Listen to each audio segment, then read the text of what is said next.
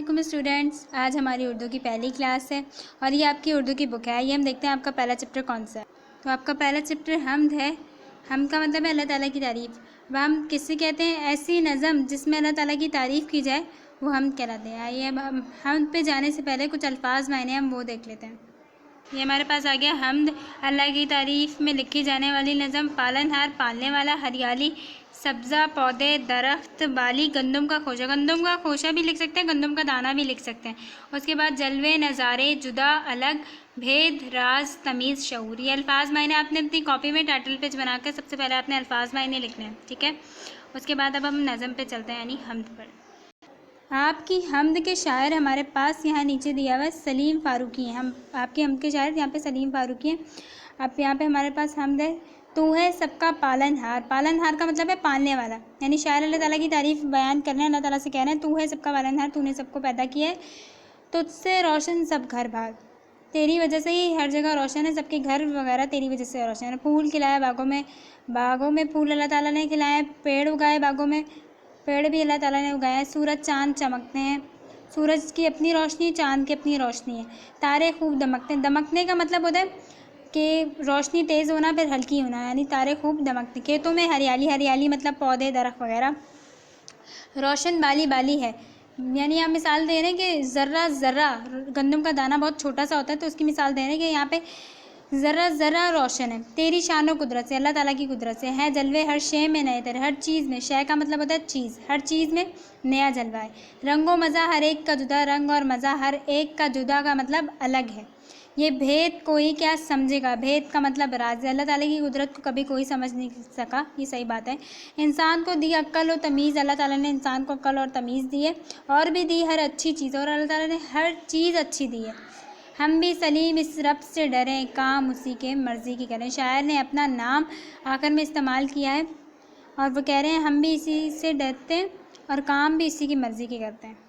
اب ہم یہاں ختم ہو گئی، اب ذرا اس کی ایکسرسائز دیکھ لیتے ہیں۔ ہمارے پاس یہ معروفی سوالات ہیں۔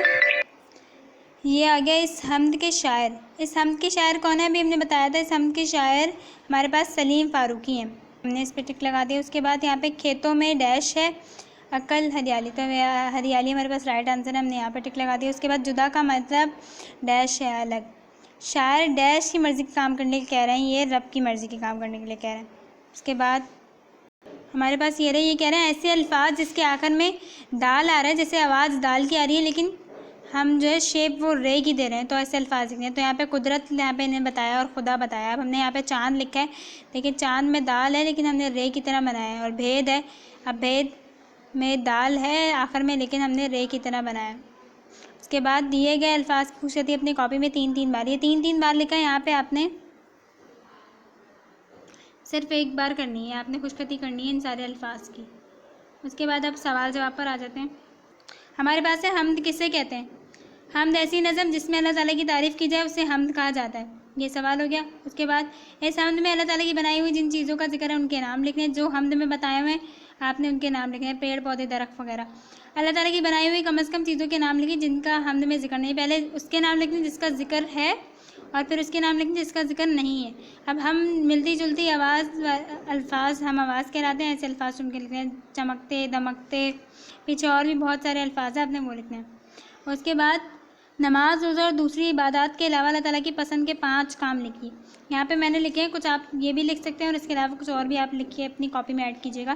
پہلا کام غریبوں کو کھانا کھلانا، دوسرا انصاف کرنا، تیسرا معاف کرنا، چوتھا صبر کرنا، اور 5واں کام وہ اللہ تعالیٰ کو ایسے کام، یہاں پہ وہ کام لکھنے جو اللہ تعالیٰ کو پسند ہے۔ تو 5واں کام وہ ہے کہ اللہ کی راہ میں 2 طریقے کے قطرے اللہ کو بہت پسند ہے، ایک وہ قطرہ جو اللہ کی راہ میں انسان شہید ہو جائے تو اس کے جسم سے نکلے، اور ایک وہ قطرہ جو اللہ تعالیٰ کے خوف و ڈر سے انسان کی آنکھ سے نکلے، اللہ تعالیٰ کو بہت پسند ہے۔